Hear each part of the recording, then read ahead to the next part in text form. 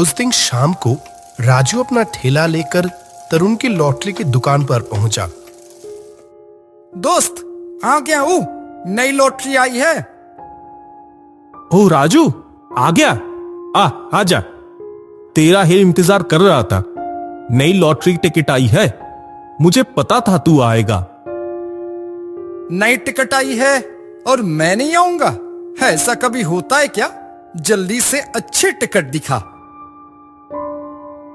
Ticket चुनते वक्त तरुण राजू की तरफ कुछ देर देखता रहता है। क्या रे, ऐसे मेरी तरफ क्यों देख रहा है? अच्छा, तेरी तबीयत ठीक नहीं है क्या? तुझे देखकर तो ठीक नहीं लग रहा। नहीं, ऐसा कुछ नहीं। आज गर्मी ज्यादा है ना, इसीलिए शायद। तुझे आज से नहीं, कई सालों से देख रहा हूं। कुछ दिनों से तेरी तबीयत कुछ ठीक नहीं लग रही और काफी दुबला पतला भी हो गया है। डॉक्टर को दिखा क्यों नहीं रहा तू?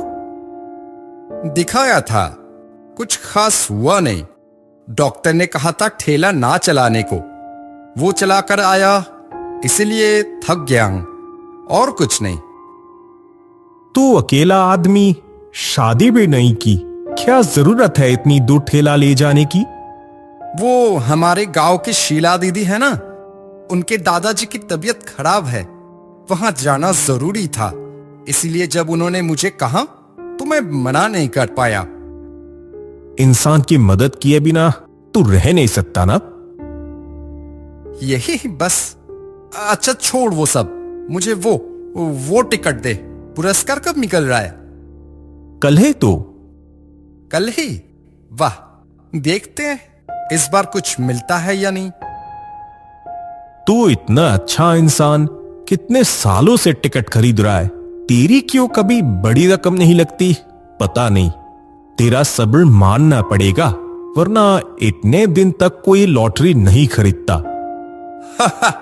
तू देख लेना, एक दिन जरूर मुझे बड़े पैसे मिलेंगे। भगवान जानते हैं कब मुझे पैसे देने हैं।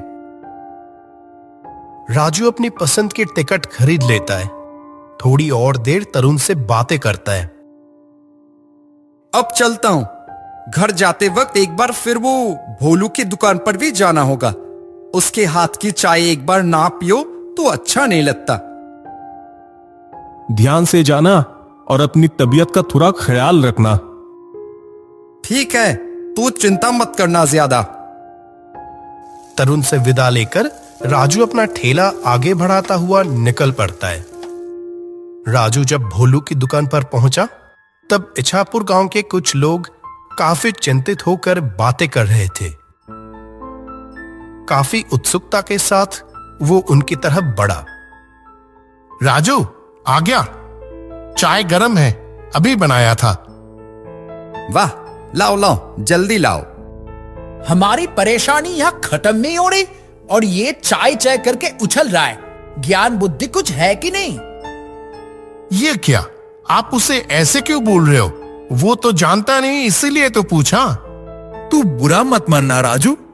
नहीं, ठीक है, और सच में तो कहां क्या बोलना है वो तो मैं जानता नहीं। असल में सब एक बात को लेकर चिंतित है। अच्छा, मैं तुझे बताता हूं। असल में इछापुर गांव के बांध में दरारें पड़ गई है। पिछले साल भी थोड़ी थी, लेकिन इस बार वो काफी बड़ी हो गई है। हाँ, वो तो सुना, लेकिन मुखिया जी ने तो कहा था कि उसे ठीक करने के लिए इस बार पैसे देंगे। वही तो गड़बड़ हुई है राजू। क्यों? हम इछापुर गांव के कुछ लोग मिलकर कल उनके पास गए थे। अरे ये क्या, तुम लोग सुबह सुबह मेरे घर? कोई काम है क्या? असल में रमेश जी। अरे तुम लोगों को कितनी बार कहूं, मुझे रमेश जी नहीं मुखिया जी कहना। ओह, माफ करना, गलती हो गई। ठीक है, नाटक छोड़ के जो बोलना है जल्दी बोल, मुझे बहुत काम है। हाँ हाँ, आपका ज्यादा समय नहीं लेंगे। असल में गांव के बांध में दरारें आ गई है ना। हाँ तो मैं क्या करूं? आपने कहा था ना कि बांध मरम्मत करने के लिए 30,000 रुपए देंगे। क्या बोल रहा है? 30,000 रुपए दूंगा कहा था। 30,000 कितना होता है खुद देखा है कभी? लेकिन मुखिया जी, जब पिछले साल आपकी बेटी की गाड़ी दुर्घटना हुई थी तब बहुत खून चाहिए था। हमारे गांव के काफी लोगों ने खून दिया था तब, और आपने ही कहा था तब कि अगले साल बांध की मरम्मत के लिए पैसे देंगे। ऐसा कहा था? याद तो नहीं आ रहा। इतनी जल्दी भूल गए? तू मुझे सिखाएगा क्या याद रखना है? इतनी हिम्मत तेरी? तुझे तो मैं बाद में देख लूंगा, पर तुम लोग सुबह आए हो तो खाली हाथ नहीं लौट आऊंगा। ये 2,000 रुपए दे दिए, तुम्हारे बहुत काम आएंगे।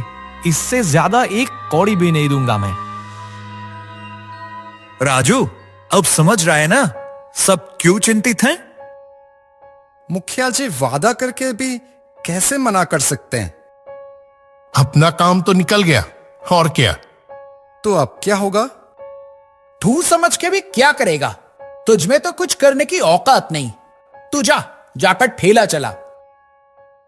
गणेश चाचा, तब से आप राजू को भला बुरा बोल रहे हैं। वो ठेला चलाकर भी सबकी जितनी मदद करता है उतनी तो आप भी नहीं करते। और जब मुखिया जी सबको उल्टा सीधा बोल रहा था तब आप क्यों चुप थे? तब कुछ बोलते तो समझ आता। राजू बस ठेला चलाता है इसीलिए। गणेश चुप हो जाता है। भोलू ने बात तो एक भी गलत नहीं कही थी।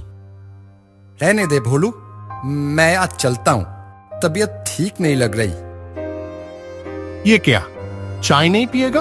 तू तो मेरी चाय कितना पसंद करता है। कभी और पीऊंगा, आज मन नहीं कर रहा। राजू और कुछ ना कहकर वहां से निकल जाता है। ठेला लेकर धीरे धीरे घर की ओर चलता है। राजू चाय इतना पसंद करता है, आपकी वजह से वो भी नहीं पी पाया।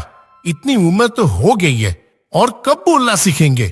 तू उस ठेले वाले के लिए मेरे साथ ऐसे बात कर रहा है? वो सबसे पहले मेरा दोस्त, उसके बाद कुछ और क्या बार बार ठेले वाला बोल रहे हो? 2 महीने पहले जब आंधी रात में आपकी बीवी की तबीयत खराब हुई तब तो कुछ और ना मिला तो उस ठेले वाले को ही बुलाया था, और खुशी खुशी उसने आपकी बीवी को अस्पताल ले गया था, और उसके लिए तो 1 पैसे भी नहीं लिए थे। गणेश चाहकर भी कुछ नहीं कह पाया। आप लोग जाओ, अब मैं दुकान बंद करूंगा। सब समझ जाते हैं कि भोलू को बुरा लगा है बहुत।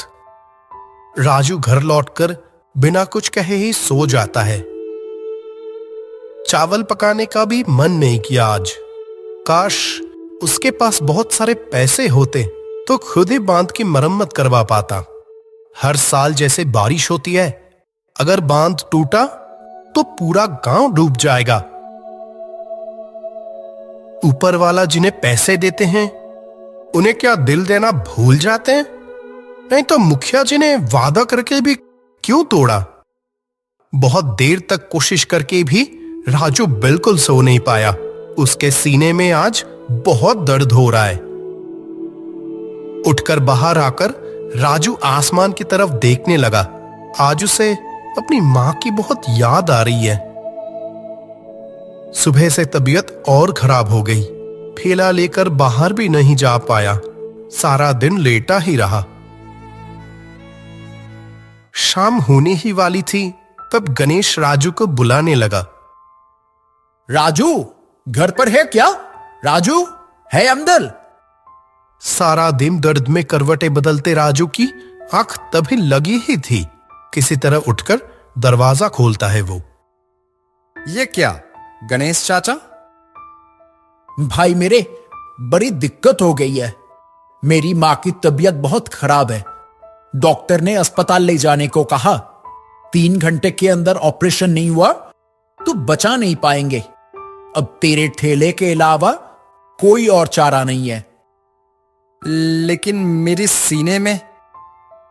जानता हूं, मैंने तुझे बहुत ताने मारे हैं। कुछ याद मत रखना भाई, ये मैं तेरे पैर पड़ रहा हूं। अरे अरे, ये क्या कर रहे हो? मैंने आपकी कोई बातें याद नहीं रखी। आपकी माँ तो मेरी भी माँ। कुछ नहीं होने दूंगा उन्हें। कितनी भी तकलीफ हो, मैं जाऊंगा।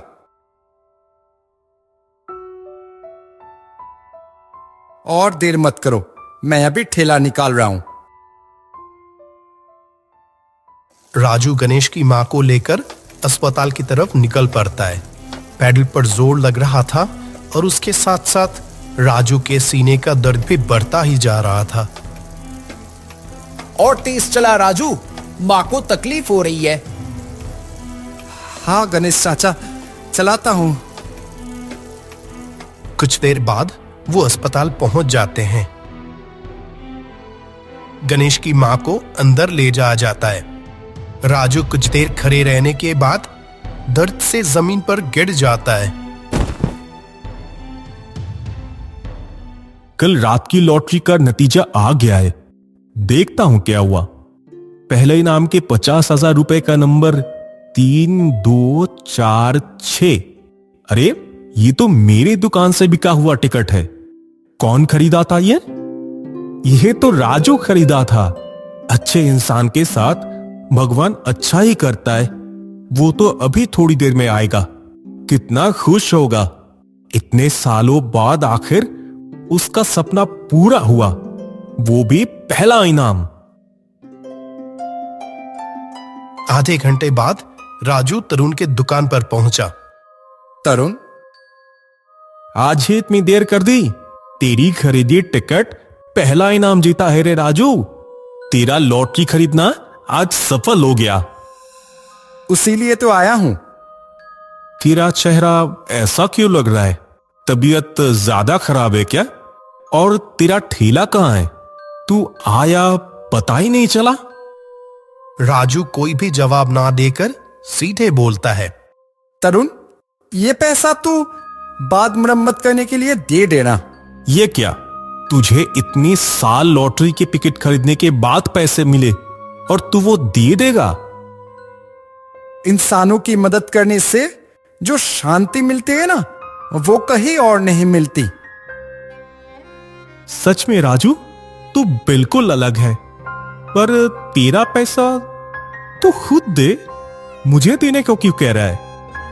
राजू बस धीरे से हंसता है। उसी समय आवाज आती है, राम नाम सत्य है, राम नाम सत्य है। कौन गुजर गया गांव में? चल देखते हैं। ये क्या गणेश चाचा, आप लोग किसे ले जा रहे हो? गणेश आंसू पहुंचकर उसे कंधे से नीचे रखता है। ये तो राजू है। मेरी मां को लेकर अस्पताल जा रहा था। अरे राजू को क्या हो गया? अरे कोई है? राजू, डॉक्टर साहब। वो अब जिंदा नहीं है, हार्ट अटैक से मर गया। उसे पहले भी देखा था। उसके दिल का 80% खराब हो गया था।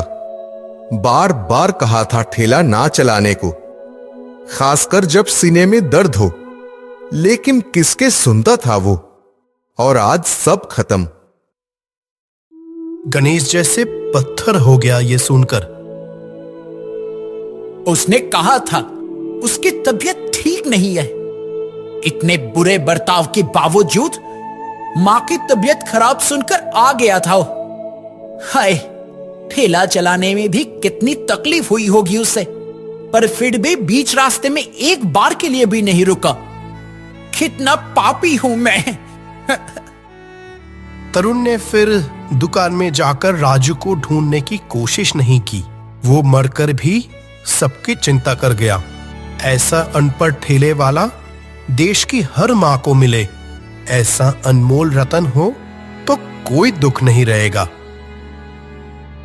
इछापुर गांव के सभी लोग नम आंखों लेकर राजू का अंतिम संस्कार करते हैं। उसकी लॉटरी से मिली पैसे से मरम्मत नहीं, बिल्कुल नया बांध बनाया गया है। राजू इस दुनिया में ना होकर भी खतरे से गांव के सभी लोगों को बचाने के लिए सबके बीच रह गया।